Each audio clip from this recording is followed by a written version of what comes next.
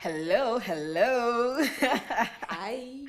Welcome to another beautiful episode. Was it cold this morning, Joanna? Because I feel like we're a little cold. I'm not. Sure, we should jump and do a bit of stretches. Jumping jacks. Well, okay, you know what? Let me open up. Okay, Open the chest. let's go. Hello, everyone. My name is Joanna, but you Hi. should call me Joe because, as I always say, my government is not a democracy, so you don't get to pick and choose. It's Joe for you.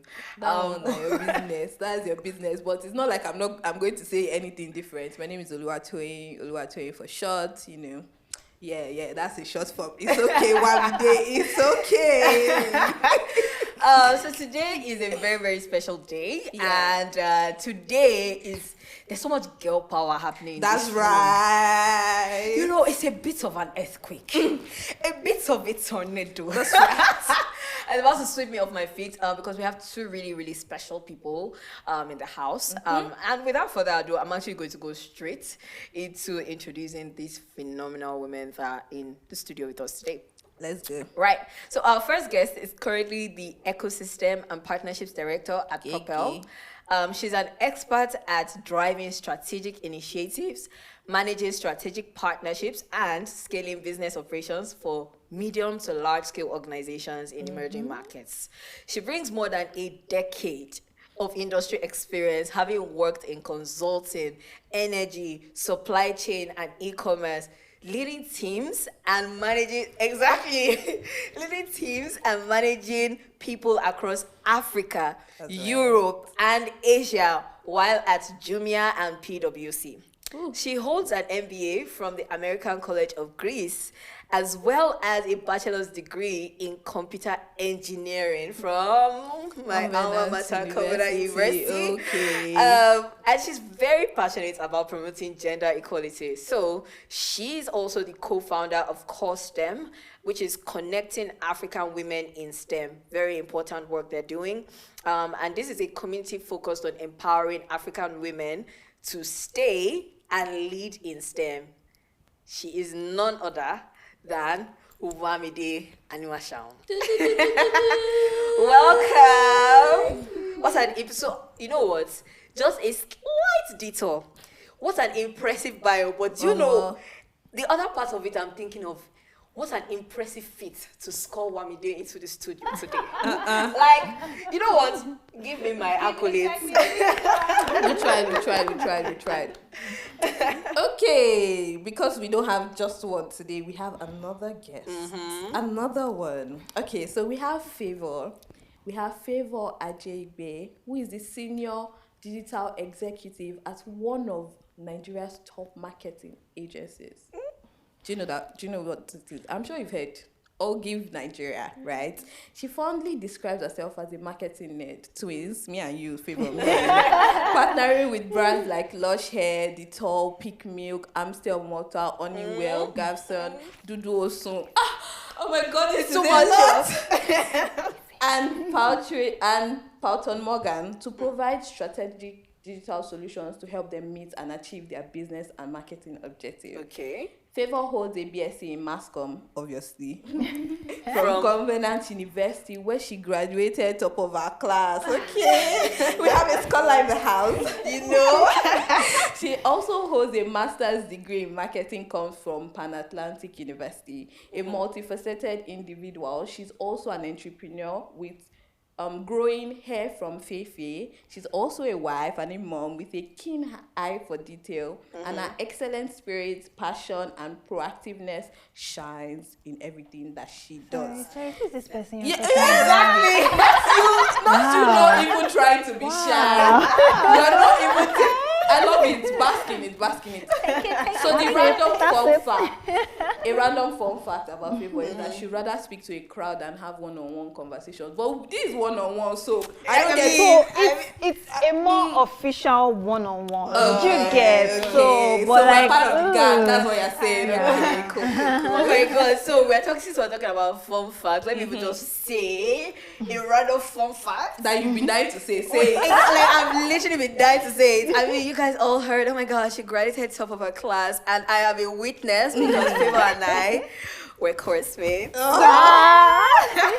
We're set mates, mass communication, Covenant University. It was a great time. And also, we served in Ibadan together, so fun times. We lived together, actually. So, fun times. That's cute. But yes, speaking of fun facts, it's time for our icebreakers.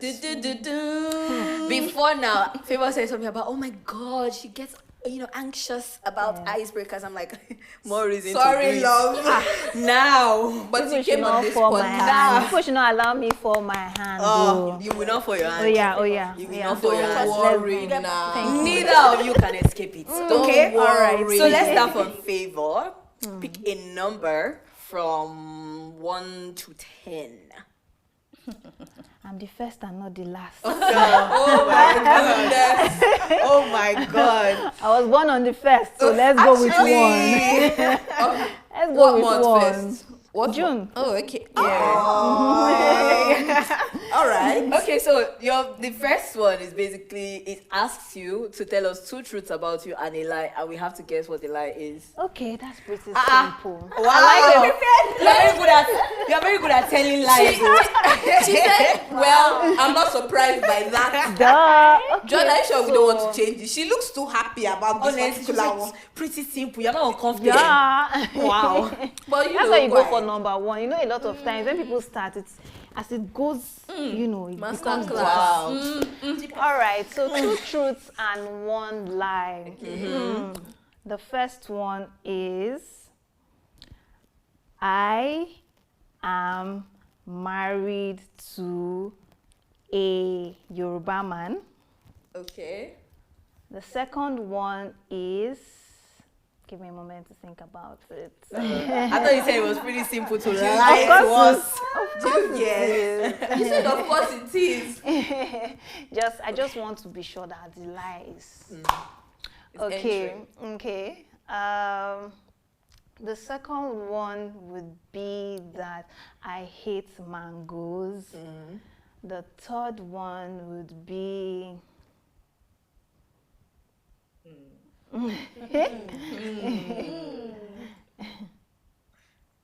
Joanna, I'm looking at you so that you quickly can tell me which one it is.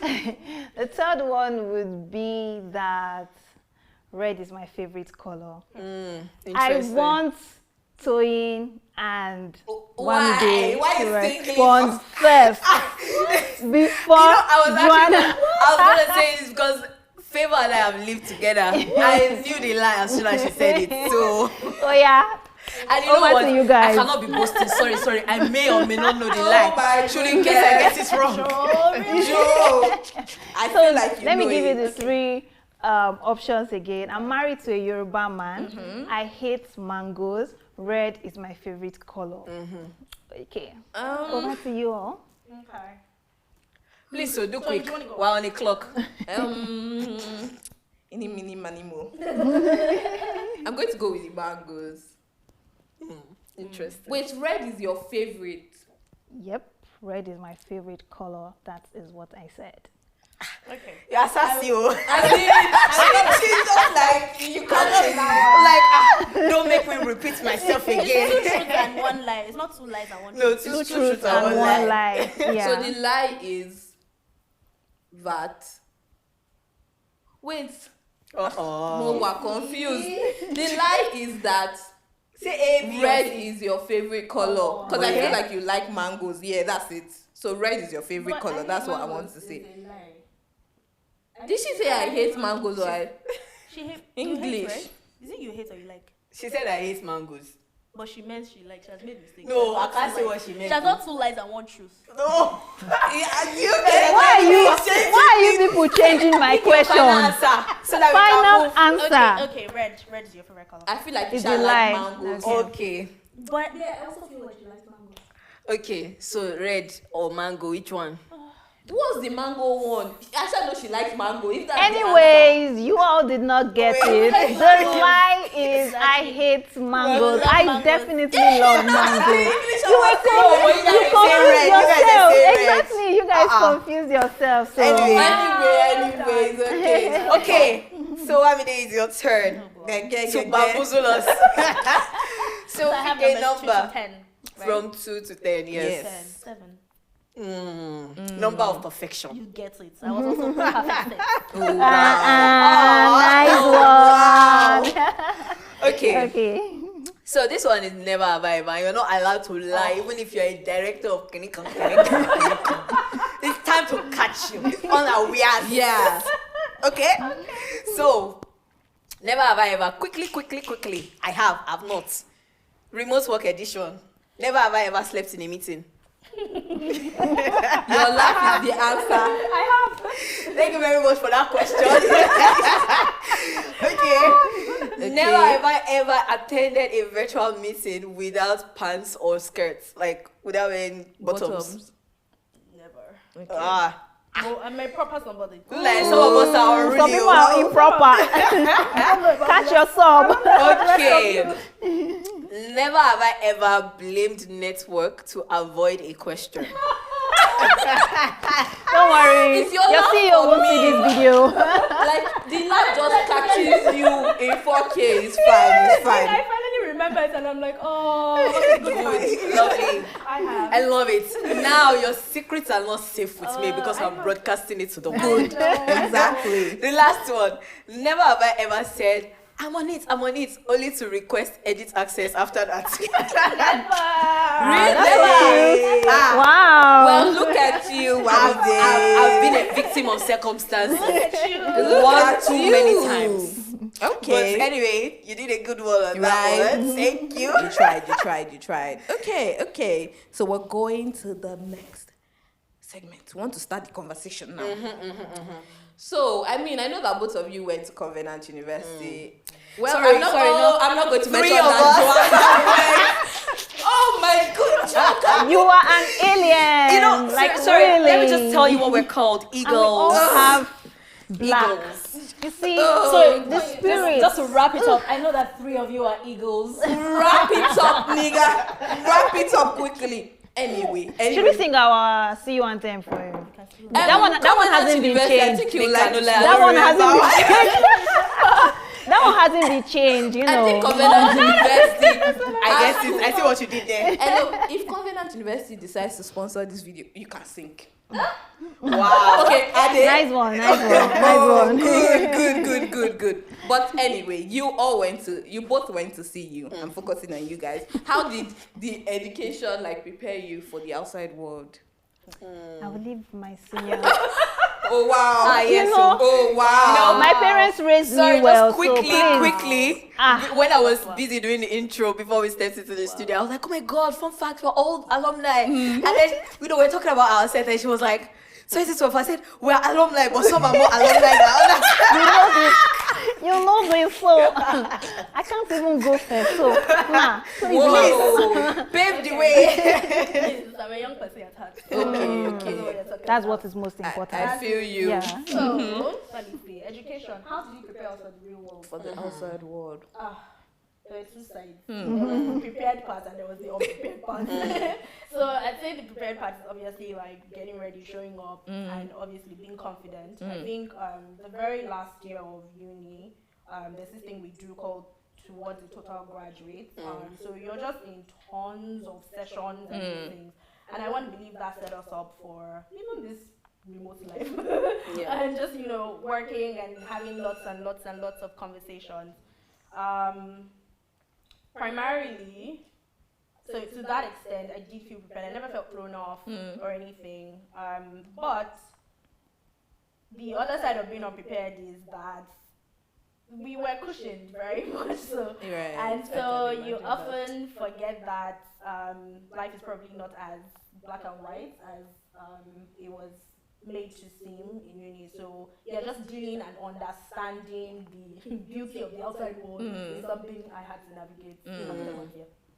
Yeah, and I totally agree with everything that Wamide said. We had lots of courses and, extracurricular activities that kind of prepared us, and not just in terms of, what you are studying, but in terms of how to, approach the world of work. I remember that was the first time I heard that term, the world of work. And in terms of, of course, like she said, there are 2 sides to it. The other part is, with Covenant University, we are almost all alike. And that is why even when we step out, we can almost identify ourselves and say, okay, did we finish from Covenant University? And because we're almost all alike and we kind of have similar thoughts, similar patterns, the way one person would approach this is the way another CU graduate will most likely approach it. So by the time you step into the world of work or you step into the outside world and you are seeing certain behaviors, you're like, what's going on here? Like, you are meeting, right? Because you see people approach life from a completely different worldview. Do you get? And you have to work with these people. Me, I'm speaking more from, as, someone in the corporate world right now, right? You have to work with these people. And you're like, what's going on here? So I think that is one way that we were not prepared. But in terms of how we were prepared, there are a whole lot of things that helped us. We even had like internships after every year that just help us, learn more about what we do. And that's it. Yeah. Sorry, I know that some people try to exclude me from this conversation. Okay, come back in. But you insist. I do agree with that because when I was in Covenant, yes, she said internship. I graduated from Covenant University with, I wouldn't say an extensive media portfolio, but a substantial media portfolio. Right. Because I worked every year, every single year. My first year I worked at WAP TV, my second year I worked at Channels TV, third year I worked at Zane Entertainment. Like, it was just that, and there was a huge emphasis on that. Then there was EDS. Yeah. That was entrepreneurial development studies. Yeah. Sometimes you could major in cosmetic production, pet blowing, Yeah. but also Different you could also take a skills. course in public speaking. I think Yeah, Favour and I did public speaking at some point. Well, stuff look like at that. you guys here now. What Oh can my I God. say? Don't be a hater. I'm acknowledging and appreciating the fact that you guys did public speaking. Sorry. Relax. It was giving very much haterade, Yeah. but like, Oh, please. but anyway, so I have a question for Wamide, right? So Wamide, you transitioned from computer engineering to where you currently are now. You've done various, I won't say you've done, but you've been in roles that have allowed you to work across different fields like consulting, energy and supply chain, e-commerce. So what were some, I would say, key moments or decisions from your background that shaped up your career path from uni up until this point? Because we're talking about like a decade. So if you can just condense it for us, let's just touch the hem of your garment small. Quickly, yeah. Okay, let's see. So when I was done with uni, unfortunately I was very confused. So even though I finished with a first class and everyone around me had told me the world is waiting for you, just go out there and they'll be chasing and running after you. Yeah. Alas, they did not chase after me.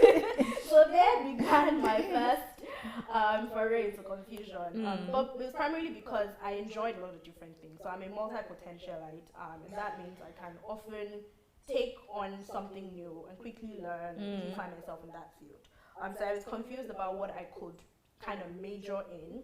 But thankfully, in my final year, I was working on a web portal project, which I believe was actually deployed in the uni.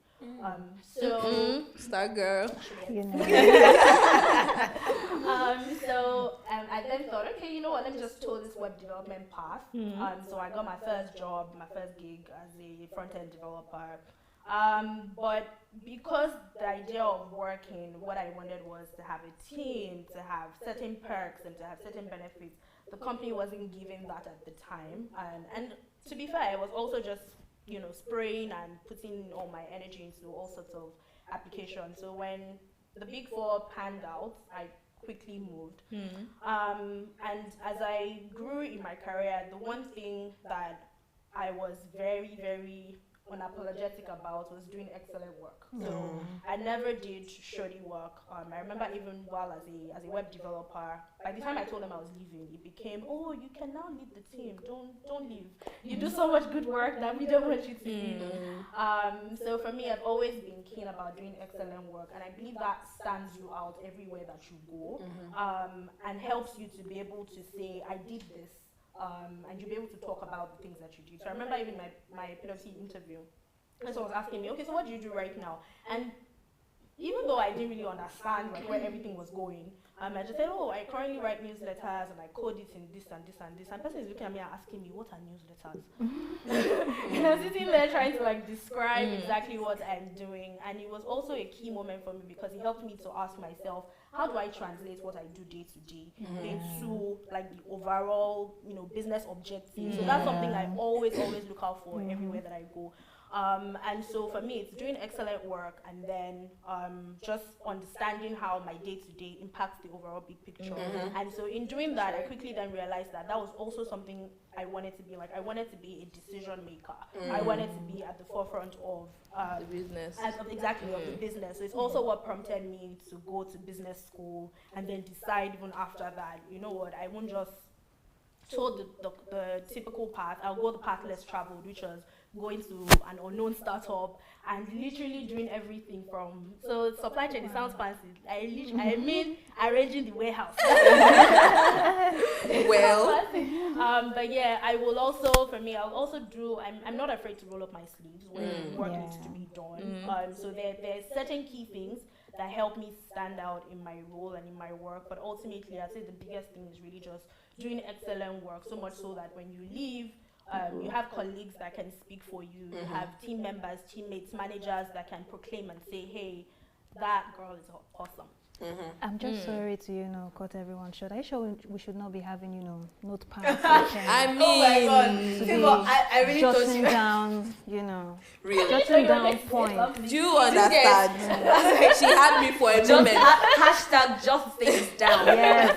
But this is literally how you know people that studied mass comm. Because Joanna does that same thing. When I'm thinking she's going to say something, and she just segues into something.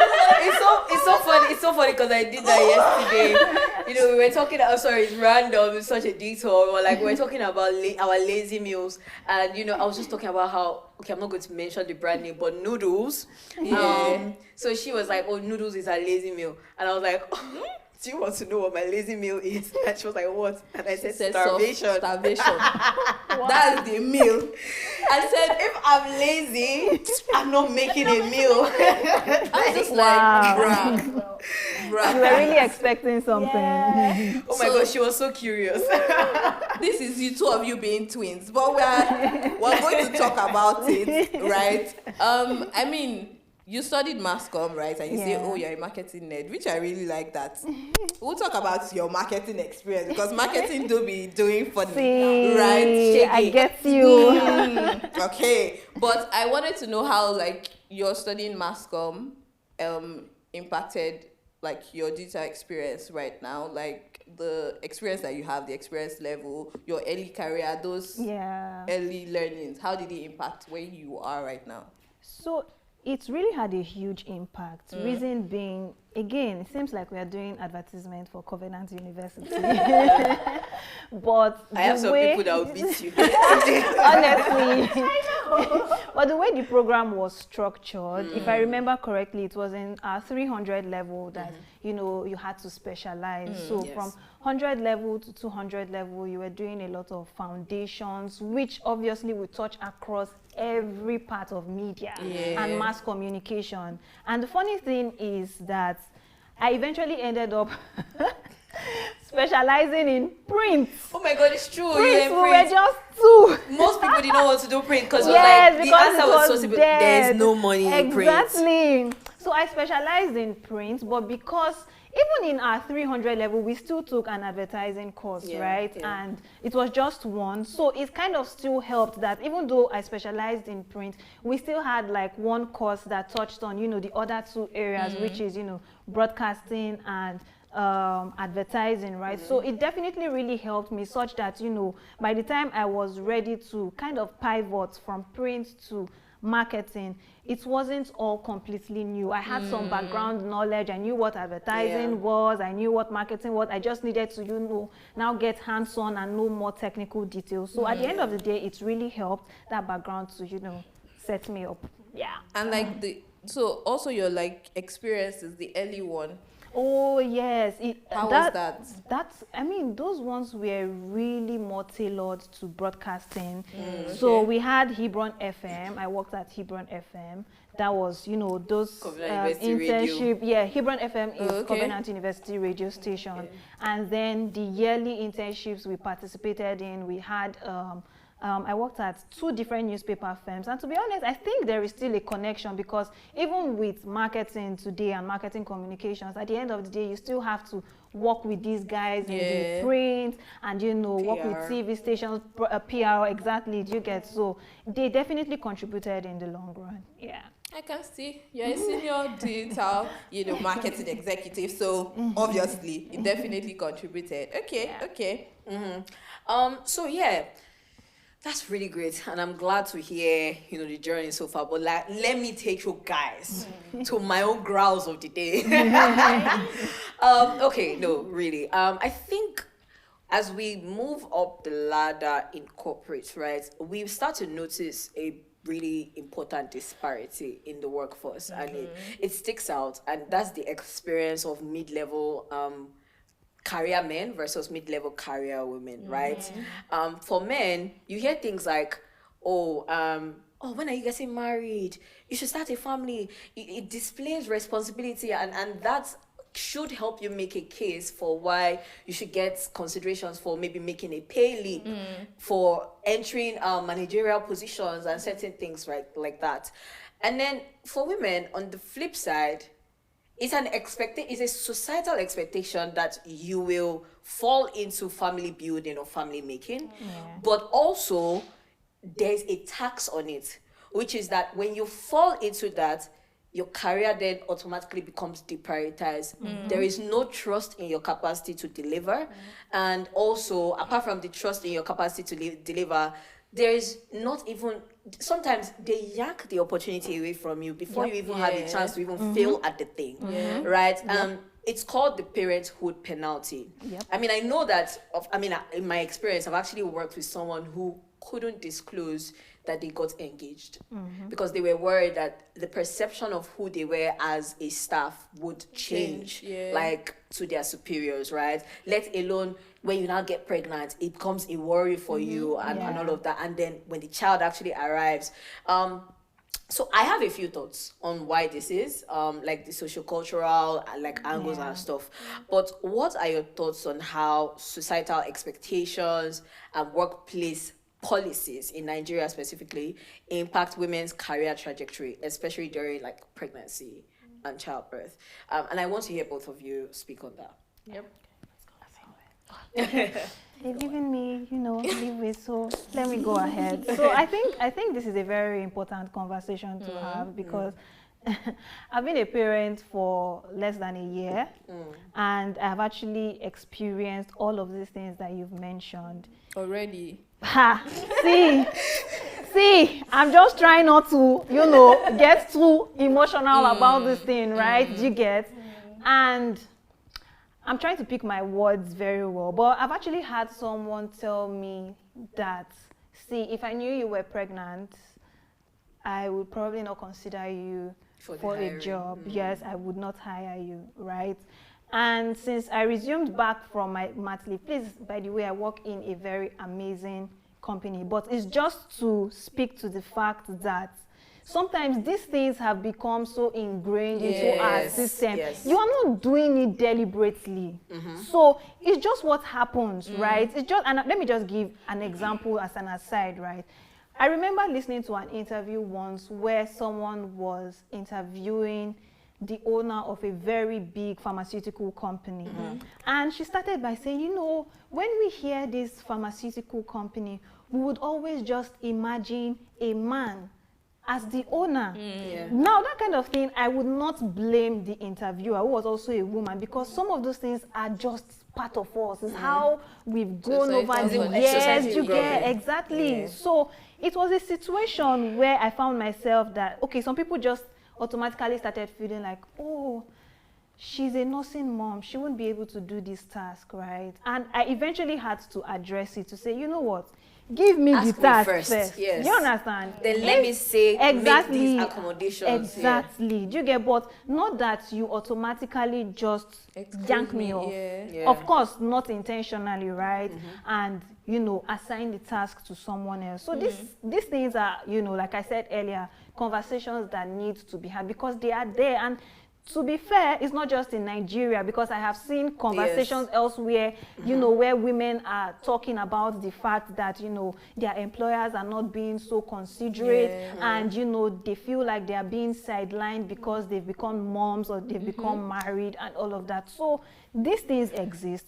So what we should be doing now is to start talking about how we can move and thrive despite this fact, and even change those notions, because it starts from somewhere. To say, oh, the fact that someone is pregnant doesn't mean the person cannot deliver. Right. And of course, there should also be consideration, because there should also be accommodation, because some people are really, very strong during the pregnancy period, but there are also some people that have always been high flyers, but they become pregnant and they cannot control how they feel and all of that. That is where consideration should come in. But it is very important that we look into all of these complexities and make decisions and this applies to now we're talking about key decision makers at the end of the day. So that's what I have to say. Real. Yeah.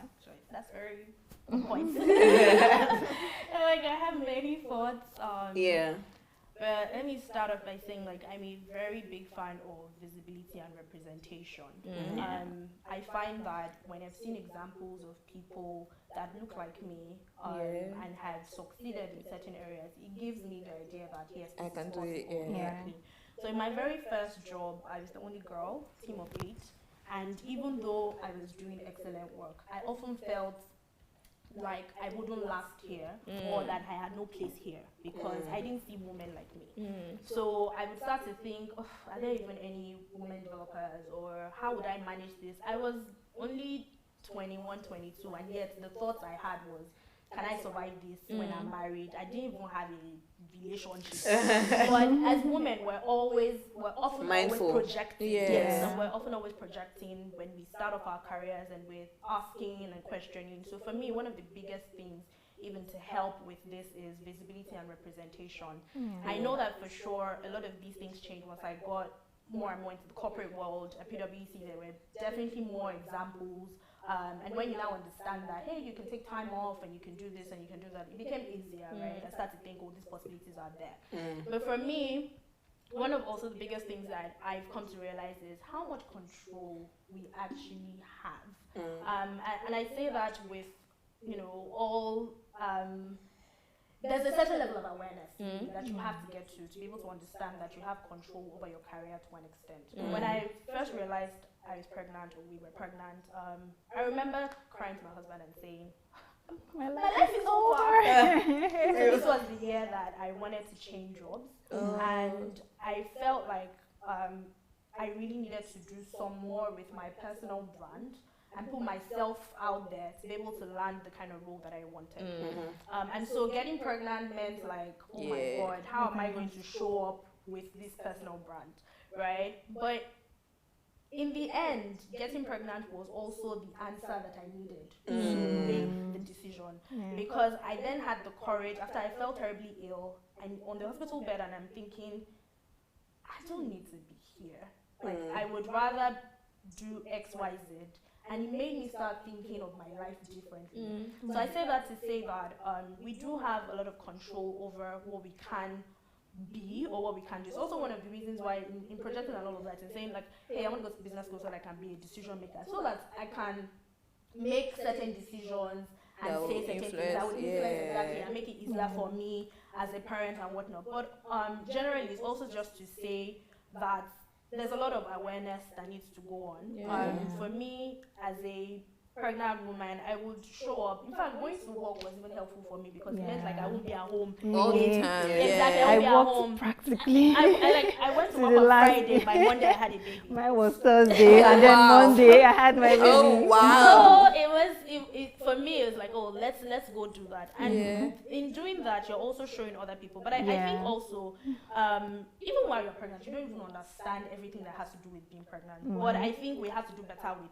breaking things down and letting people understand better what it means to be in this situation. So just helping people be more aware. I know that at certain companies, when you're going into a manager level, they will train you. So it's kind of the same thing. I feel like everyone should be trained with treating certain groups of people and just understanding how to maneuver certain situations. Yes, I agree. Yeah. But as a mom, I'm also, something I'm learning not to do is say sorry in case my child comes in. Sorry, that's part of life, but I'm not going to be overly apologetic for that. Instead, I've built my career in a way to bring me to a point where I can make certain decisions at certain points. And I can understand that. I mean, maybe it's not the same for everyone. There's a privilege Yeah, there. exactly.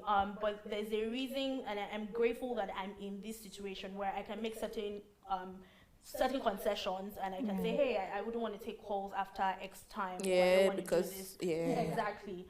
So I'm just saying that to say that's the kind of control we can get, and I think everyone has the power to actually make those decisions. But we have to move away from being fearful as women, and we also have to move away from being judged. And that's why I started out with that power of visibility and representation. Look around at the people that near you, and people that inspire you, and people that do awesome work, and know that it's possible. But ultimately, I think as women, we also have to give ourselves grace and remind ourselves that sometimes things are phase. So for me, I think the biggest way to actually navigate some of these is also to just change jobs. Really? Yeah, I'm not saying like run away or whatever, but I think birthing someone is such a different experience that it feels like a new you has also emerged, and probably starting over is a better way to help you navigate certain situations, because you don't also want to be attached to maybe the old you, your old performance, your old this, and beat yourself down when certain things are not going well. But yes, a lot of training, awareness, and please, as many women as are out there that can just show it and do it afraid, and show other people that yes, I can do this while pregnant, I can do this as a mom, because that would really make a ton of difference. I mean, interesting. I agree with everything that has been said. Yeah, like, so I had something to add. Mine, I tend to look at things from like maybe sometimes a socio-political angle, which is a lot of conversations are being had today about, this is going to be on YouTube. Can I say the word sex? We get it. Okay. But yeah, about, you know, how the current generation isn't having as much of it as previous generations were. How yes, that's a concern. I mean, valid actually. Forgive my quotes, my air quotes. But also how, aside from that, how the birth rates are falling drastically across the developed and developing world, as well as so many other things like that. And I think that I don't really think it's so much, we like to, society and governments of the world like to paint it as though it's a chicken and egg situation, where it really isn't. It's very clear. You cannot have a youthful population where women or women and men who choose to start a family that will create that youthful population are taxed for creating, like are taxed for. So if it is important to keep a population that is capable of being productive, which means youthful means they have working capacity. If they have working capacity, they can work, and then that means the economy grows, right? If that is priority, you must review your policies around childbirth, maternity, paternity as well. So there's a lot of dishonest conversations that keep happening where I'm like, it's not a chicken and egg situation really. And I really just wanted to use this as an opportunity because I was watching a documentary on YouTube. Sorry, that's where I do a lot of my learning. I have ADHD. Reading is not really my best, my strongest suit. So I was watching a documentary and I don't remember what it was, but I would do my best to look for it, share the links with you, and possibly maybe share the links in our YouTube, like the description, right? And it was just talking about how it was a European country, I don't remember, but countries who have adopted this method of taking paternity leave very seriously and emphasizing the involvement, like the importance of the involvement of the father in the developmental stage of child raising, they often have better experiences with women being properly represented at mid to senior level, because women don't have to carry that burden alone, right? That's one. In the US, we see a big issue with like women not having more than 4 weeks of maternity leave. Are we joking here? First of all, like I know I'm being so opinionated, but like it's so funny. Are we joking here? Like, first of all, I've not even breastfed. In fact, I've not even figured out what latching looks like at this point. Do you get what I'm saying? It's problematic. And like, it's weird because it's antithetical to the idea that America is supposed to be highly, like, it's supposed to be optimizing for the most capitalistic environment. Like, I hear it, but also, like, are you playing the long game? Like, no, are you really playing the long game where you don't want people to be able to have kids to continue to work for you and create this wealth? Right? So it's just, I think it's a big issue. And that's on, I would say like a national issue, on world government issue. But I also think that also companies need to put their money where their mouth is, right? Definitely. You cannot say maternity leave and somebody is on maternity leave and they are dealing with the niggling fear that they will come back to no job. It is a problem. It's a big problem, and we don't talk about it enough because you pay lip service to, you're allowed to go. Nobody said you can't take maternity leave. She literally you just get said 6 you weeks. just switch jobs. Do you get what I'm saying? Because that's easier. But that's a problem because these are precarious times. To think you have to leave a job, like, I'm sorry, but most people are just not buoyant enough to be a single income family for 2 months, 3 months. You know, and also, women are not going to be doing job hunting in their last trimester. So we're talking about you first give birth to the child, come out, you did. That's like my superhero. Not that it landed me the job. But I think it was just me also portraying the fear of, I think I need to find something quickly. Because exactly, because of these policies and these things that you say. This is literally real life experience of and what. you know what I say about representation is not just even though I see a pregnant woman and blah blah blah, but it's more who is speaking for you in these moments. Because no matter how we want to paint it, a man is never going to understand what you're going through, and even as women, your experience will be different from mine. Oh yes, and so, there's no one universal. Exactly. So whilst you might understand it from someone's story or someone's experience, it's important to have the right people in the rooms making certain decisions and policies. One of the first things I usually check out is that thing about maternity and all. Like, I'm looking at how are you treating somebody else that has been in this situation, because I already know that no matter how good your work is, even as a person, as long as there's no proper policy in place, it goes through. So ultimately, that policy making, for me, the fact that the right people are not making the decisions and are not building the policy. So you're literally only saying these things. I remember I think it was Sheryl Sandberg's book, where they used to have like certain parking spots at Facebook. Sorry, what's the name of the book? Okay. And in her situation, I think she was pregnant and she was in a certain position. I don't know if she was VP yet, but essentially she had to walk for a while to get into, and the front very close to the building was like execs. These were mostly men, but she is here 33 weeks pregnant and waddling just because the policy says it's only men. So it took her being in that situation to be able to raise her voice and then say, like, hey, this doesn't make this no doesn't make sense. sense for any pregnant woman, right?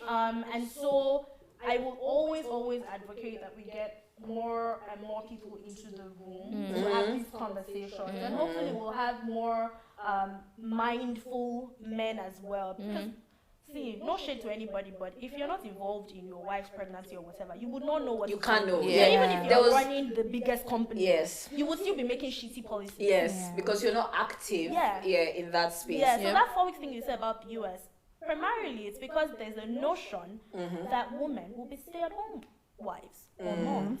So you've not thought or catered to the fact that someone has to come back to work. And that's why 4 weeks seems like it's enough for you. And the other part of it is also looking at women's labor as, first of all, so broadly generalizable that there's nothing unique being brought, that, you know, as if it's just a cog in the wheel. Remove this one, plug this one here, and it just it's plug and play. Which shouldn't be. Like, you cannot, then, first of all, if that's how you feel about your staff, maybe you're not doing a good job getting the best out of them. Right? But I also wanted to point out that it's really important, because this happens a lot. I know it's a huge burden, but it's an important work that needs to be done. I've realized, this is not me bashing any women, but sometimes when you've been in a system that forces conformity, and you've risen through the ranks to the top, sometimes you expect everybody to play ball. I had that in mind. It happens too many times where I'm just like, this is absolutely ridiculous. You as a woman, even if you did not have that experience, you should be able to empathize and make a case. So it's really important that, like, you don't have to always, I would say, extrapolate from your personal or anecdotes, right? To say, oh, generally a universal or a generalizable experience of women would require XYZ accommodations, and advocate for it, because your voice is more likely to be heard. It's that idea that because you are now one of the top people in management means that you are now one of the boys is dangerous. You're never going to be one of the boys. It's very dangerous, because it doesn't allow you to make, so it's like, you be hearing things like, is she the only one that's ever had a kid? Oh my God. No, but like what am I going to do if I had preeclampsia, right? What am I going to do if, you know, my baby came out and I'm dealing with postpartum depression? Are you being serious? Like, the fact that you didn't deal with that doesn't mean that you cannot be. There's a burden of responsibility. I'm sorry. I know you did not ask for it, but madam, you climbed up there. You have to, like, to a certain degree, right? You cannot join the people there that don't understand these stories to then now be saying, looking down on other people and saying, you know, like, oh my God, what do you mean? You're asking for too much. No. I would also say that there should be, and I like that you touched on it, which was that, oh my God, like, they should train, right? Like, people in leadership, I used to always say this thing. You cannot, based on performance, just elevate people to leadership positions. It's not the same. I think Ezra of Paystack did a thread on this one time, which was that, it was such an important, valuable thread, which was that they made engineers managers. And they suffered for it because the engineers really didn't want to be managers. So based on that, their reports were literally fainting and dying under their watch. You know, and so there's a lot of, so if you think someone is so good that they have to become a leader, there's a lot of preparation that needs to be done, which is training, blah blah blah. And I feel like there should be a lot of templates, right? Customizable, but templates. So for example, apart from your 6 weeks maternity leave, you also have allowance for this, you have room to take this, and make it all clearly known so that women don't feel like they're asking for too much. Make it clearly known, and then when a woman comes back from leave, reorient. Have a conversation. Say, oh, I hope you know that this is available to you. This is available. Sometimes the woman will tell you, I don't think I need it. Okay, no problem, but it's always here for you.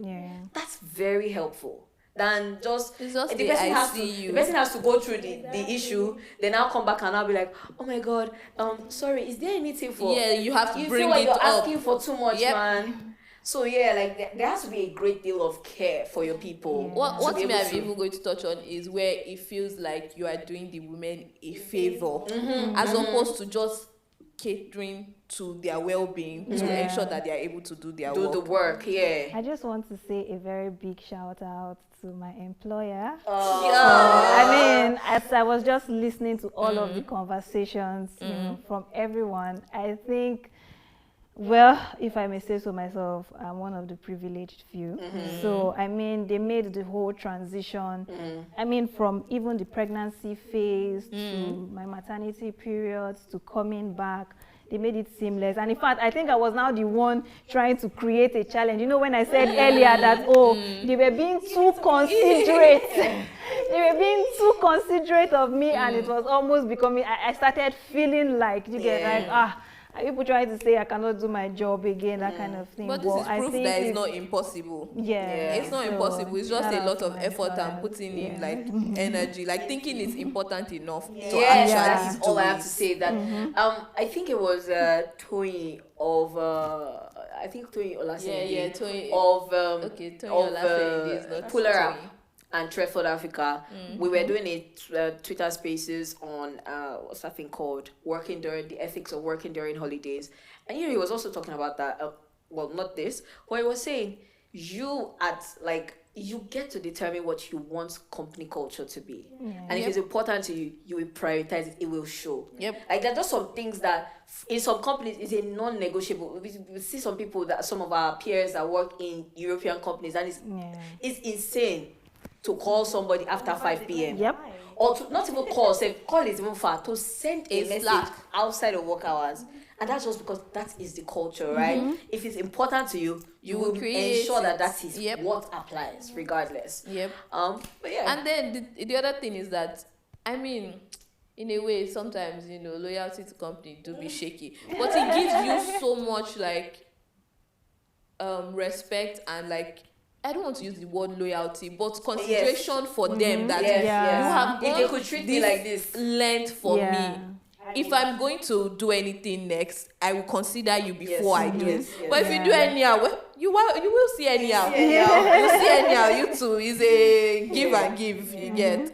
But yeah, okay. So we're going to take a bit. This has been a little intense. I'm sorry. Like I take the blame for it. Yeah, but that is important. I just feel so strongly about it, man. And I know you have kids. My children. They're coming. So we're going to hear a dilemma from someone who is struggling, right? Her name is Confused Finance Bae. So you can tell that this baby is really struggling, right? Says, the H factor Oduduwa, release my sister. No, don't worry, it's me in Yoruba, so it's fine. Hi all, thank you for the opportunity to share some of my concerns. I'm a 28-year-old accounting professional at a mid-sized firm in Ibadan, okay? I recently got married, and while my husband and I plan to wait for about a year, it turns out I fell pregnant. Real sis. I fell sick. They say it's a malaria. If you insist, okay. Okay, that's what happened to you. Okay. Carry on. While I'm excited for this new chapter of my life, I'm also very worried about how it will affect my career. I've been working hard to position myself for a promotion to a senior accountant role. However, I'm concerned that taking maternity leave and balancing family responsibilities will hinder my progress. Additionally, I've been feeling very unfulfilled in my current role, and I'm considering, it's like you were made for this, and I'm considering a career pivot to financial consulting, which is better aligned with my long interest and long-term goals. I'm very nervous about this significant change, right? I'm unsure how to start the transition. Okay, her husband also thinks she's overthinking things because he's rich woman. Her husband is financially buoyant, so he wants to be the breadwinner, right? He feels he's not pressuring her to contribute, so like, why should she be worried about the validation from work? But I think her question is, how does she ensure that her career growth does not stall when the baby arrives? How does she communicate her ambition to her employer while taking her maternity leave? And how can she successfully pivot? That's 3 questions. Did you get that, or do you want me to go? Please go again. Okay, so the main questions are, how can she ensure that her growth does not stall when the baby arrives, right? How does she communicate to her employer that, oh, I'm still with you people and I still intend to climb up this ladder, don't throw me away, right? And also, how can she pivot to? Okay. You want me to take that? Yep. You can start. Okay, let's see. Let's start with growth. So oftentimes I think that we think about growth as being linear. going up, up. Sometimes this is growth. Sometimes The this waves. is growth. Sometimes that is growth. And other times this is growth. So just a straight line sometimes. Yep. Okay. Because sometimes you are expanding for certain things. And there's a reason why a lot of women thrive in the SME space. Because it gives you the freedom to be able to, whilst you're doing something. I think that there's a statement she made something about how her husband doesn't think, okay, no, it's her husband. Well, I don't think most people work. There's a place for working for money, but I don't think that it's the only reason people work. The only reason that people work. There's a certain sense of fulfillment and a certain sense of I am more than being a mother or I'm more than being a wife. That having something to do does to you. And this is why you would find, no matter what you say about, like, you will still find women thriving in that SME. Because they're all just taking it upon themselves to find something to do. So the first thing I'll say is, like, just understand that growth is not always linear, and she doesn't have to put so much pressure on herself that it has to be this way. Also, things are in phases. So if it means, like, oh, for this 6 months I just need to step back and do so and so and so, the fact that you've taken 6 months does not mean you can't double it in a couple of years. I left my job at PwC when I had only spent about 4 or 5 years in my career. At this time, I was mid-level. But what I really wanted was senior level Opportunities, position. I went to business school, and in 2 years, I was in senior. My friends and my mates that were still at PwC were probably like associate managers or senior consultants when I left. In 8 years, 9 years, all of us don't reach the same manager level. So it looks different sometimes, but at the end of the day, your long-term goal still goes to the same place, right? So my friends at that time are currently managers as well. They're already in the senior position as well. So it's not that because you've taken some time off, then you're starting from the beginning, all of that. So it doesn't feel like she's starting from scratch. In terms of making a pivot, I've transitioned 5 times, by the way. Wow. Ooh, amazing. 5? Yes.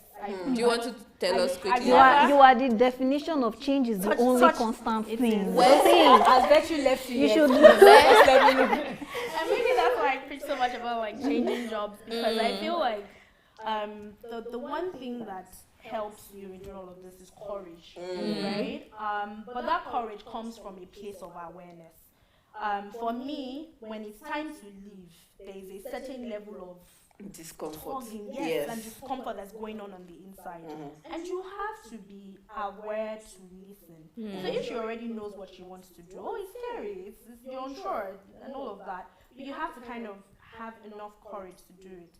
The other thing is that I'm always working for the next level. So I think that was something that I learned from PwC, where they grade you and it's like, are you performing at the next level or something like that. So I'm often working at the next level. So even if I'm a director now, I'm working already for VP level. At VP level, I'm working. So I'm never really looking at it as just a now situation. For the long term. Yes, for the long term. And so if you want to pivot, I would say do a career audit, right? I think she's in a better situation because she knows what she wants to do. She says she wants to go into financial consulting, right? But do a career audit and ask yourself, what are the things I've liked over the course of my career? What are the things I've hated? And what are the things what are my strengths? So that she also figures out where exactly she's gonna play. It might be financial consulting right off the bat. It might mean doing something first before moving into that. So I think the possibility of also being open to moving in stages is something I will encourage, because that's important to keep in mind. And that ultimately, like, this is an exciting experience. It's bringing someone into the world. And more than anything, I think that's even the bigger responsibility. But she has control about how this can be.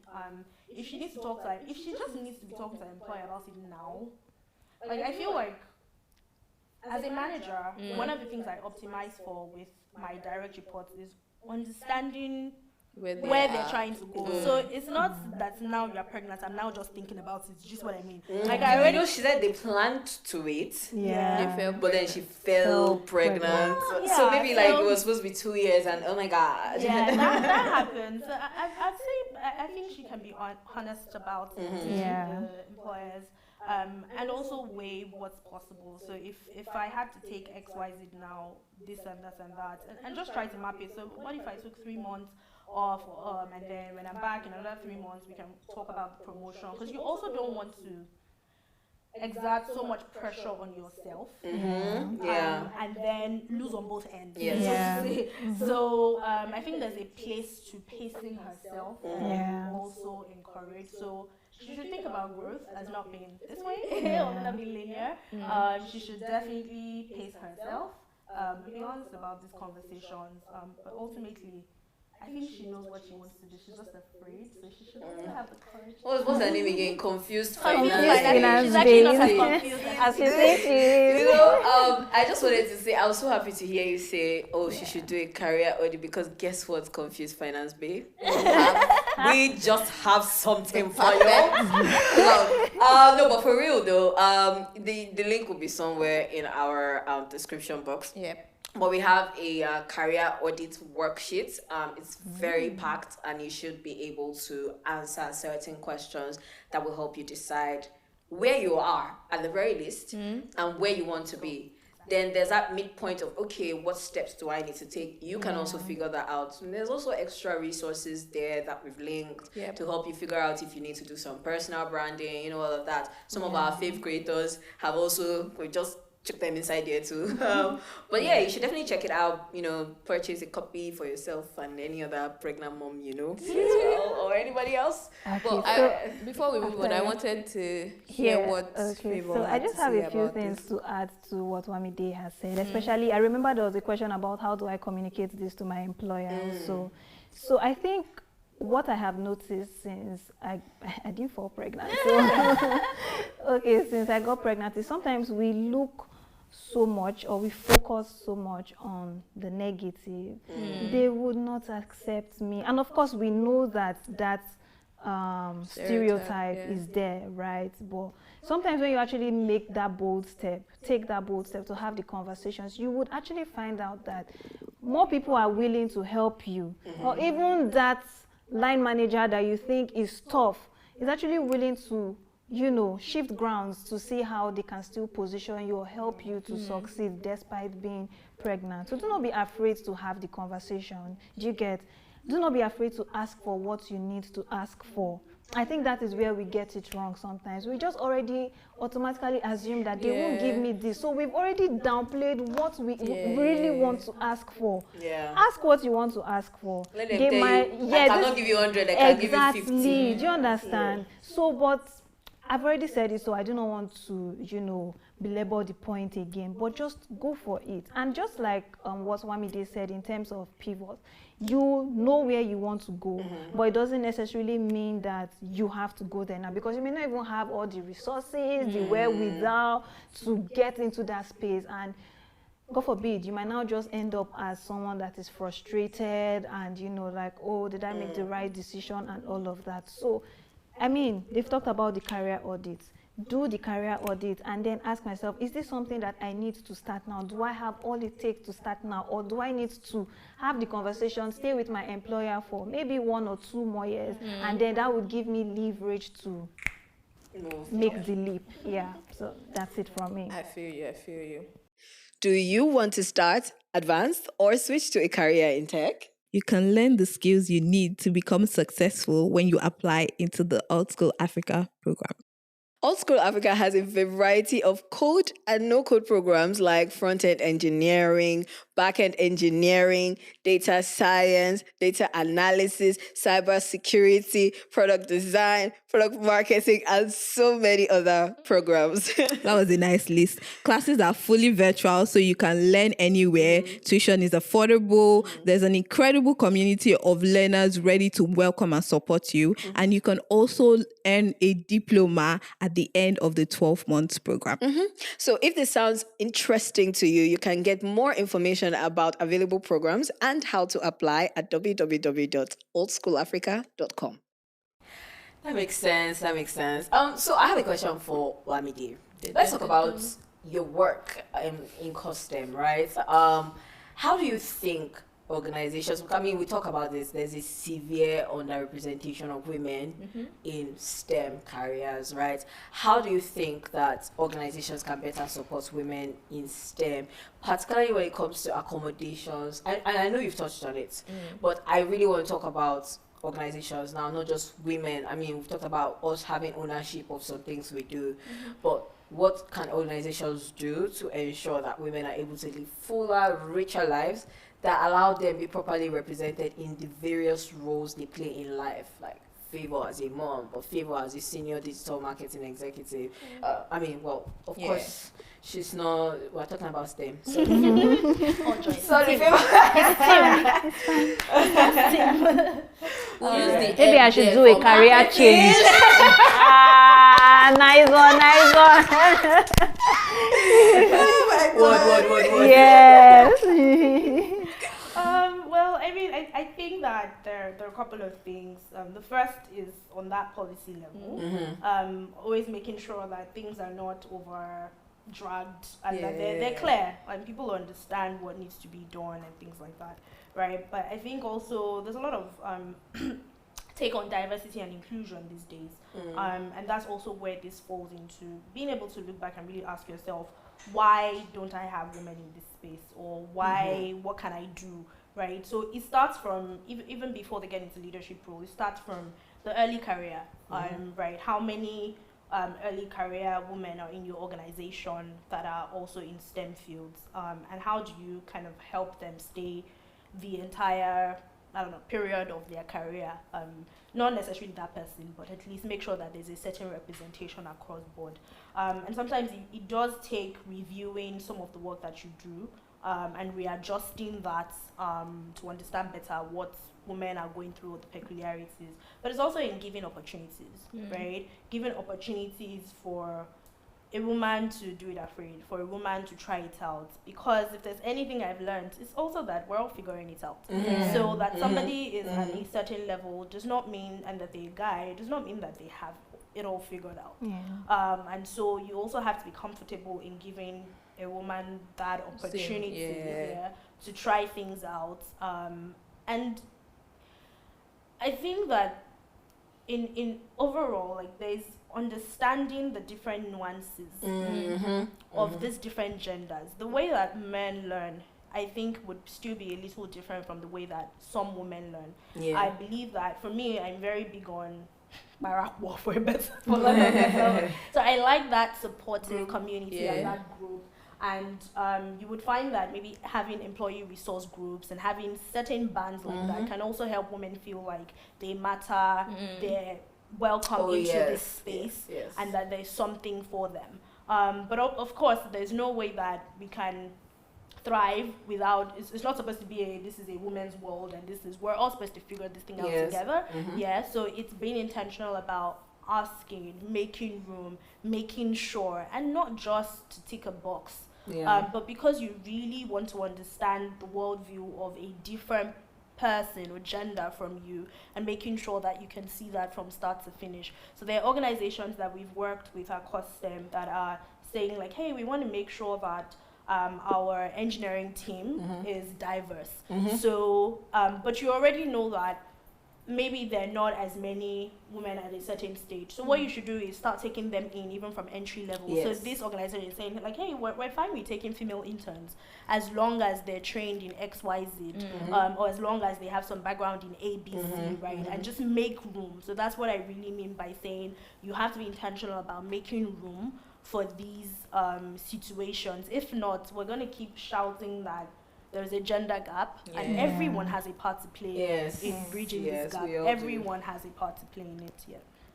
Yeah, I mean, someone once said, I don't remember who it was. See, I've referenced so many people, so clearly I do a lot of learning with my ears and my eyes. Yeah. But yeah, someone once said that the further you climb up, the it's almost like the women start dropping off. Yeah. Yeah, it's just so interesting to observe. And yes, I think some of the things you said, or everything you said, would actually go a long way to ensuring that isn't happening as much, because it doesn't have to be an either or situation for women if we are intentional about that. I think really importantly, we need to start seeing maternity as service to society. When we understand that, like, I understand, like, if I'm starting a family for myself, but like, it is important that I decide to start a family because society needs kids. You would then understand that you are contributing to the ability of people being able to know that by making these accommodations. She's not taking away from what you would have gotten by going to have kids. Actually, that's not really how it happens. We all play into each other's needs in society as a whole. I like that mindset shift. It actually makes a lot of sense. Now, what I want to talk about right now is the multitasking part of it, right? Because again, being a mother and also then having to continue your career, continue the roles that you have to play, right? How do you manage this effectively? And it's going to you, Favour. How do you manage being an entrepreneur, a 9-to-5er, a mother, a content creator? The hats are plenty and you're wearing them well. So to be honest, there has been a lot of, learning and unlearning and acceptance that this is who I am now. I may be able to get the old Favour back. I may not be able to get her back. There's always jumping up and down and all of that. But I just need to get to that point where I say, okay, this plenty hats I'm wearing now, how do I ensure that I do not, no area, you get what I'm saying, no area suffers at the end of the day. And one of the things I have tried to do is I am very big on my time management now. So okay, let me just give an instance.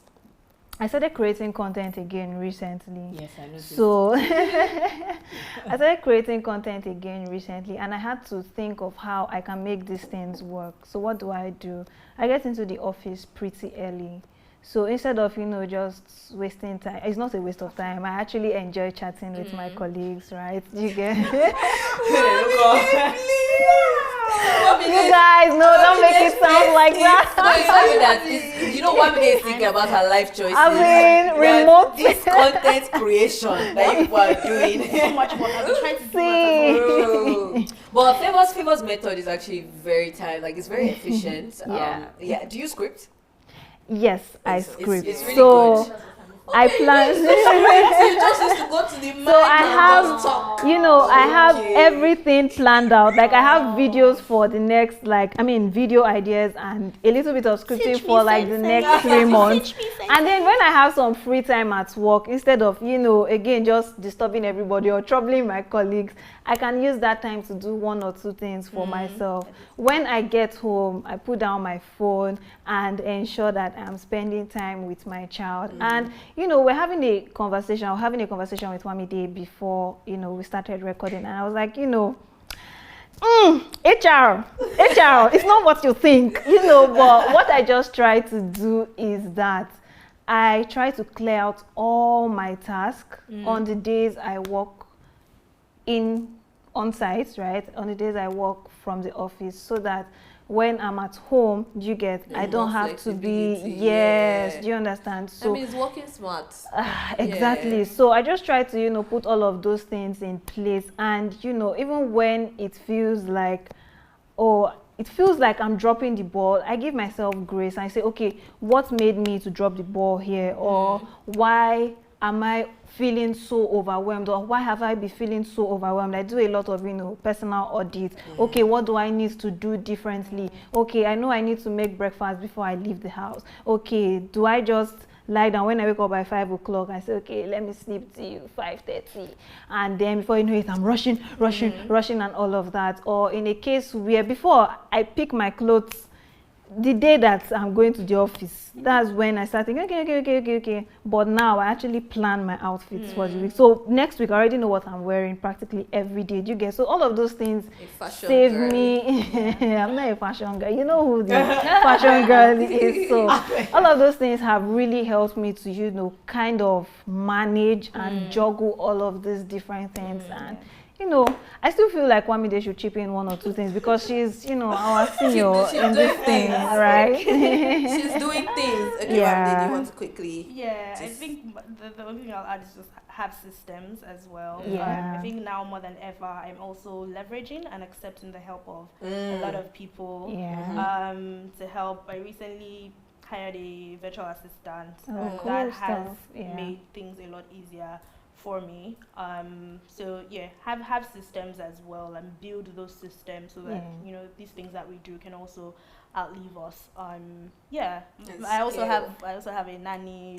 My son also has a nanny, so that also helps with things definitely. And yeah, communicate with your partner as well. I don't think I might be generalizing, but my husband doesn't have a lot of after work stuff to do. So he's probably freer than I am to do certain things. After work, I have coaching, I have consults, I have speaking engagements, I have all of these things. So Again, in doing that, we big also ups to me for scoring this interview. so we also like, you know, balance that and make that work. Interesting. A woman of different things, just doing different things, different acts. I love it. So we're going to do rapid fire now because it's quick. If I ask you, like, it's just straight. Okay, there's a question there, and it's for Wamide. I love Wow, it. I'm like, Josh, I do She came for you. Yes, No, you're good. Okay. Don't worry. Okay. Just that there's only one right answer for that question. Okay. So continue. I'll get now. you. Ooh, you get it. I trust you, Wamide. Okay. Wink. No, wait. Before you start, sorry, I can see the question, but I want to change. Wow. No, that's not allowed. As in, That is not these allowed. examiners, they are I not. agree with you. Change it. These examiners, You go now. it's given. We make the rules. We Okay, change let the me read rules the first one. Let me anytime. read the first one. This first one is for Wamide just said she thought we were together. We are. There are no permanent friends, no Wamide, permanent your own. enemies. It's time. So is it So I'm just- is it like Wamide then Favour or Yes, it's like yes. Wamide? It alternates. Okay. But like it's only a 20 segment, but I'm not sure that it has updated on our end. Yeah, so she changed it. So question, quickly. Twitter or Instagram? Twitter. I knew it. But you know, it's a double-edged sword. You all are still living. Instagram or TikTok? Instagram. She's such a millennial, God. Of course, that was so obvious. But for Favour, family game night or family movie night? Family movie I night. knew it. Because they will win me the movie. Can you imagine? So movie night, please. Wow! I mean, it's the way she said. Like she's not even trying See, to compete. Okay, for you, Wamide, your toddler hiding things or throwing toys? Hiding things or throwing their toys? Quickly, Throw the toys, I beg. Throw the toys. Don't hide anything. Let me not be looking for it. They should just be throwing it. Same. I'm telling you. I'm sorry what the toys are. Okay. So I can actually game them. A woman that is thinking It's ahead. better. It's better for a parent to be the one hiding things. And then you don't say, where's the remote? First of all, they can't remember. Also, they may not be able to articulate where it is. So it's like, bruh. Okay, fair enough. Favour, reading a book or watching a movie? Recently, fast. okay. Watching a movie. Okay. Yes. Recently, I've changed. I don't have time any longer. I can't sit down and read a book. I'm sorry, but that was Watching a giving very movie. much. See. This is why. Sorry. Oh yeah, it's What does fine. that mean? that question I was to ask God, I know it. Because I knew that you were about to say, I'm in between. You are not in between. No, you're watching a movie, It's true. The next question is very good for Wamide because Ajala travel, traveling by plane or road. Plane. Of course. You don't want to sightsee. We didn't say in Nigeria. You can be the next Pelumi Nubi. You can be the next Pelumi Nubi. Hello. This in context.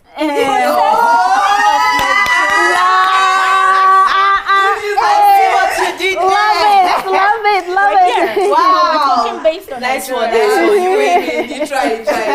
Okay, now. Yeah. Next one, Favour, are you ready? I am. Let's go. I'm sorry. Honestly. Okay. Writing or typing? Typing, of course. Nothing like paper. I do writing, but of course.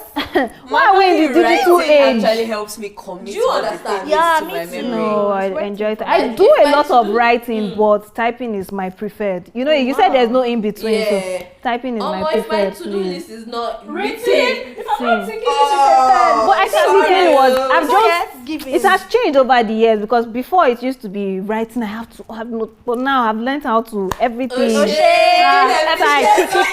Again, time management. Yes. What can I say? Okay, so for your toddler, endless why or temper tantrums?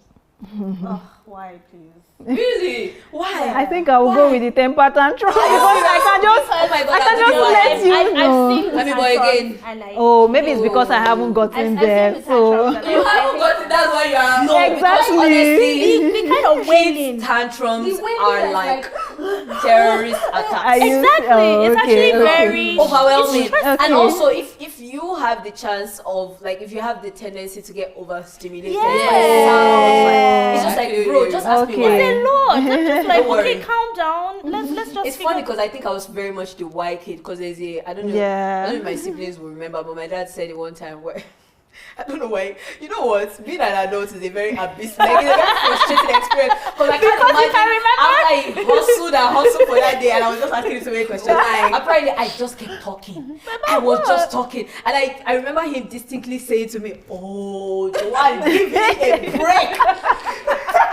And then there was also another time where this was happening. I was just talking, and my dad was just like, "Okay, go and kneel down in that corner." Wait, no, just face the wall. And just, you want to be talking? Just be talking to the wall. Every time. The wall won't judge you. The wall won't say you're asking too many questions. Apparently, Go I ahead. actually did start, like, I was Talking talking to to my the wall. teddy bear till I slept. I was very happy. Okay, that might be my son. So maybe that's why I'm not worried. Every time his grandparents come around, they're just like, oh my god. He talks. If you dress up, mommy, where are you going? Mommy, what are you wearing? Mommy, are you going to work? Mommy, grandma has gone to church. He needs to know what's happening. God, you're eating. Are you eating? Stand a socially aware king, please. Okay. The next one is reading the same story over and over or singing the same song over and over. Singing the same song over and over. My husband is tired. Which song? Oh, right now it's Great Jehovah that I've been singing. Ta-na-na. And I will spoil the song. I will spoil the song that I'm singing for you. I'm talking for your toddler. Oh, okay, no. She hasn't gotten to that stage yet. She's not yet a toddler. so that's really Yeah. Oh, yeah, but I read for her. I read to her rather. Okay. Oh, yes, and in terms of with her rather, we can read the same story over and over because. But I think there's just a logical reason to that, so that they are growing. Let them, let things stick. Do you get? Just be careful. All I hear now is Jack and the Beanstalk. Oh. Favour. Thank you. That's all I hear. Thank you. You get there. But it's fine. Why are they texting or calling? Quick. No. Okay, I can't decide. Sorry, this one. Really? Oh my god. Is it that hard? Okay. Calling. Like after so much struggle. Yeah, Papa is that hard. Oh. You prefer calls? I'm wondering if I really do. Sorry, why are you Mine looking is so voice confused? notes. Because God, you like call, voice notes. call supremacy greater than greater. But Well, don't send me actually, too yes, I long do like voice calls. Like, notes. if you're telling on my birthday, you should not just be texting me. That's a very obvious. That's like a very specific. But you know, thing. funny enough, it Some gets people just send text and move on. I would I rather. want to You rather- WhatsApp right now, you know. Let me not Oh, say so okay. that people will not think that I don't appreciate the calls, but please just text me. Because Wow. a lot of people are calling and thank you, thank you, thank you, thank you. Favour sounds so like you can almost see Thank you, thank you. So she's still going through. Oh, yeah. Well, I mean, it's great that you can, pick up your phone and give me a Wow. call. Oh my God. I really appreciate it. feel That's bad why I for the said people no, don't make it sound like that. But I feel you, Sha. Yes, Being overwhelmed is a please. thing. Yes, It's so actually but a thing. please, I really did not want to make it sound like that, Oh. but I yeah. feel Please it's call it's me. very fresh. I see the Favour, thoughts. I let's go hear with that. that. Okay, we're almost done. Favour, your toddler interrupting your work call or climbing on everything. Please climb on everything. You gotta bring them down, Yes, right? You can always I do that one. actually enjoy adventurous kids. Oh, Yeah, enjoy. even me, I think at a point, I still think I'm that person, I love adventure. So please, go for it, dear. Love it. Mommy and baby, mad, cute. Wamide, the last one for you, music or podcast? Yes. Podcast. I'm gonna convert this to a song for you. That's what I was Everybody was going for you like, Hold yo. on. I was saying that I'm not really a music person, but like I struggle with the sound, right? So I'm not sure why Yeah. I said podcast. So it's really like, You're putting I like forth to a learn. very good case. I like You to learn. understand? I like to learn. It's not under Wamide, duress, right? Because Seva insists so. Oh my God. Insists. Okay, give up. It's music. Oh, wow. Love wow, it. wow. Okay. Next one. Last one for Favour. Adventure, travel, or relaxing vacation. Adventure travel, You of just course. said that I adventure, literally just said yeah. it. Like, Yeah. yo. Yeah, fair. Why am I coming to Why are we sleep? relaxing? We'll sleep. you. We will rest when we get to heaven. gonna relax. So, Wow. You don't say that. I mean, I don't know about that. I But already if have a you lot say of adventure in the country. I'm gonna relax. bruh, fair enough. no. Those 5 item itinerary per day for 4 days. Please, come on, Shamba. Then you go and you come back tired.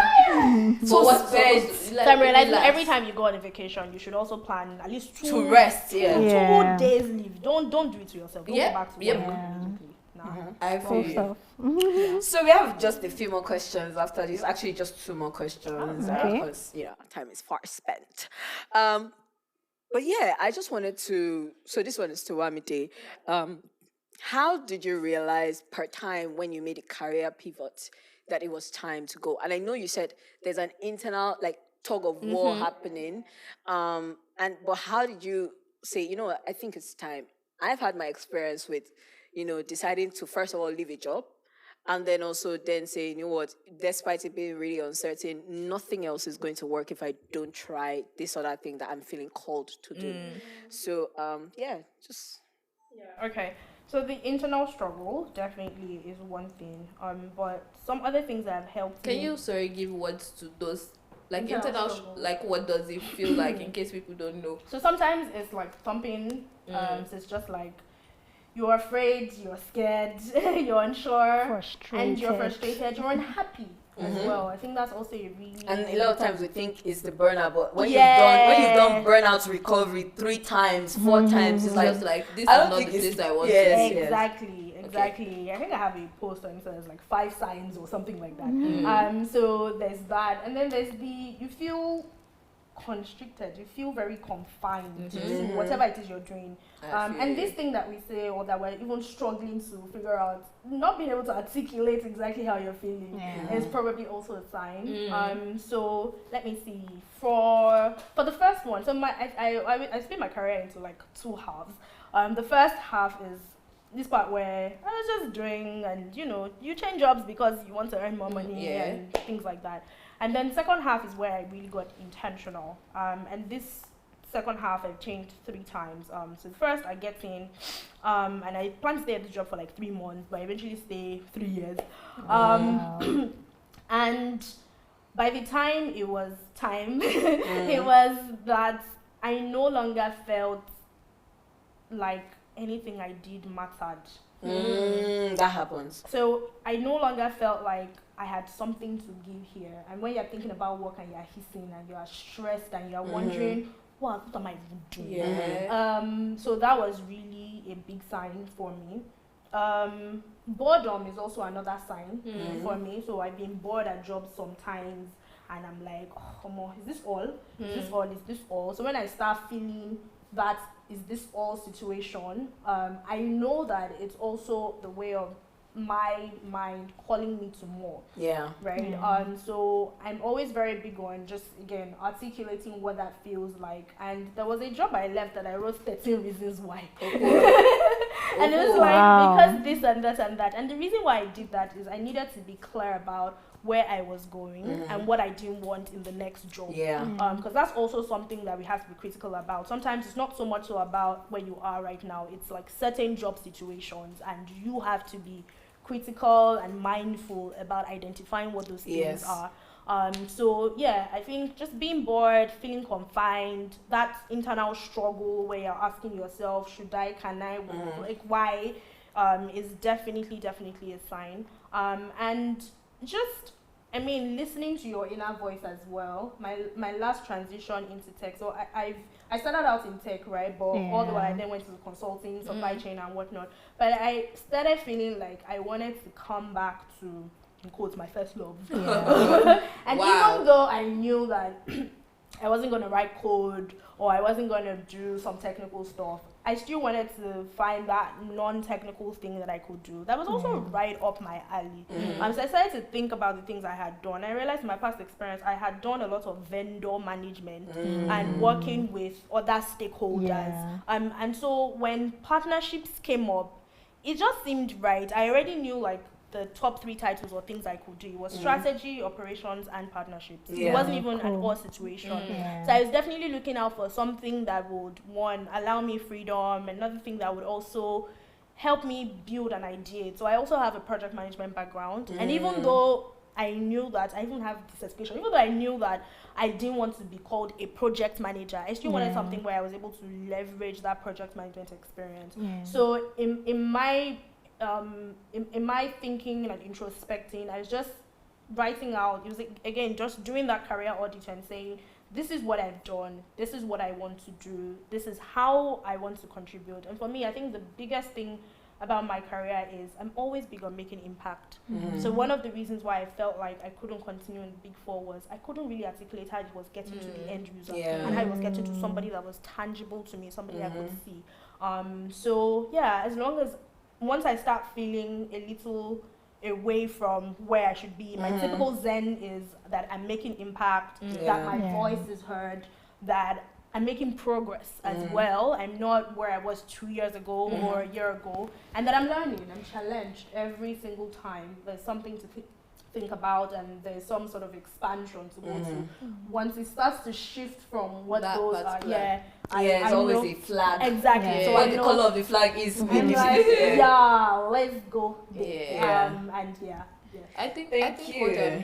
what I'm hearing and I want to point out is that for each person at each stage is knowing like what gives you career fulfillment. For the early stage, sometimes it's just money. And it's fine, it's okay. But like realizing what gives you fulfillment, what's the next step like for the next stage? Is it impact? Is it fame? Is it reach? But knowing that sometimes it might even be that you just want to explore what it means to do your work creatively away from boxes. Sometimes it might just be that. Exactly, and that's why I wanted to explore startups because like I felt like I was very boxed in certain roles where you're just systems, I love this. So the way that I like to think about it is I like rigid structure. So I like structures. Or is it flexible structure? Yeah, flexible structure. Yes, like I like structures, but at least there's room for to move. Malleability. So I'm very big on automating processes and building operational frameworks from start to finish. Once I get in, but it's that chaos that I like. So it's like looking at it and I'm like, oh, okay, so now we change this. How do we do this? Yeah, and once it's in there, I then expect everyone else is coming after me to kind of just follow flow. that. But I'm also leaving room for what are you seeing, what are the differences, and how can we? So yes, I do agree That it's about figuring out what fulfillment exactly, is to you at certain times. So I see work as not just something to earn money, but as because we spend a huge chunk of our lives at work. So at work, so I really do feel like it should be more than something that gives you money. It should be a calling, and it should be something that you absolutely enjoy. Yep. I agree with that. Round of applause. Round of applause. I love it. So we're rounding up, right? So just your final words to moms, especially moms who are struggling. I mean, it might not even be just moms, but yes, moms, but it could also be women who are aspiring to that, but also think it has to be an either or. And when they think about, oh my God, life without my career it sounds like a death sentence, then I'm just going to choose that one instead. So Favour, you can go first and then Wamide. Okay, so the first thing for me would be never stop believing in the brand you. No matter such a how much. quote. Never stop believing in the brand you, no matter what life throws at you, no matter the changes and all of that. Never stop believing in you. Do not be afraid to make mistakes. Do not be afraid to start all over. Wamide said something, growth can be, can be in different forms, right? Whenever you think, oh, I don't think I'm on the right path, give yourself grace and start all over. So those would be the 2 points for me. Word. Wise people. My dear, you say side by side. Okay, let's see. So just going in line with what you said, don't be afraid to reinvent yourself. And then just have the courage to try. Yeah, that's sorry. I was supposed to say that. I loved what you said, but it was also giving ChatGPT that you passed. Oh God! Why did we give her the opportunity to talk? Oh God! You did it twice. Like, sorry. Why did we give you the opportunity to talk? I'm just trying to cement myself in your hands so that bestie. I only have space for you. Wow! Really? And let me tell you, up until today, you did not know anybody apart from me. You did not know anybody here apart from me. Well, I knew Propel. But sorry, Wamide, are you Propel? Yes. Oh, he's a director at Propel. Yes. What do you mean? Yes, some parts of Propel. Real. Okay, you know what? Anyway, we have a little space for you. We can increase. Please. Oh my God, this is such a laughter-filled episode, and I'm so grateful to you, beautiful women. It's been itching me to say that, Wamide, your child is your carbon copy. That's why you yes, like I saw it. I commented on your pictures of him now, and I was like, oh my God, he's so beautiful. But like, it looks like seeing you now. Yeah. I'm just like, yeah, that's you. That's a fact. Oh my God. That's okay. Really? Well, the image of his dad. you know what? That happens because my friend just had it. But they do say that. Yes, Yes, they it's change. Oh my God, It like. better look like Well, I feel you, sis. I've given up, fam. I've given up. Everyone tells me, girl, oh my God. she looks like her dad. Hug for birthing children that look like their dads. And do you know what makes it worse? Of course, we expected her to say dada first. I mean, they say that's the easier word for them to say. She said dada. And now she's transitioning from saying dada to saying daddy. And you haven't said mama. I don't get it. You know what? I'm so sorry, but you're just going to have to take it up with management at this point. But I feel you. I don't get it. I'm holding your hand. Thank you. I need the support. Thank you. women in context. Thank you. Thank you. But yes, thank you so We're much with you. to Wamide or Wami. Oh my God. And Favour. Oh yes, now I'm bestie. Yes. Or Favour. I mean, and to Favour or Pavel. I'm the one that calls her Pavel. It's been great having you guys in the studio. Thank you It's for been a wonderful inviting us. conversation.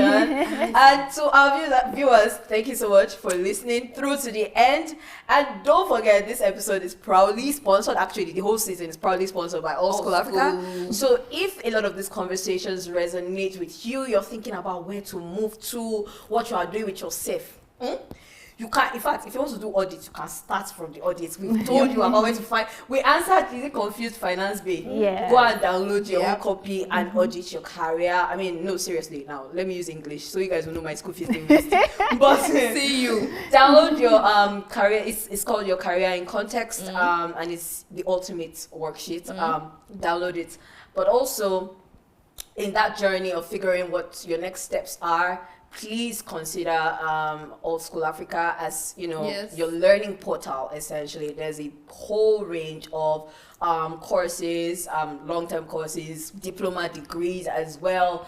So yes, there's full courses within the tech space, but also outside of that as well. So if you're exploring business, strategy, creative careers, they have so many offers for you. So yeah, that's pretty much it. Thank you guys. Also, don't forget to, you know, share, please. Yes, please. Thank you. Like the conversation was you may not see now. it though. You may not see, but my knee have touched ground. Oh yeah, we can see it here too. We can really see her knee touching the ground. But bye guys. Thank you. Thank you. Bye. Bye.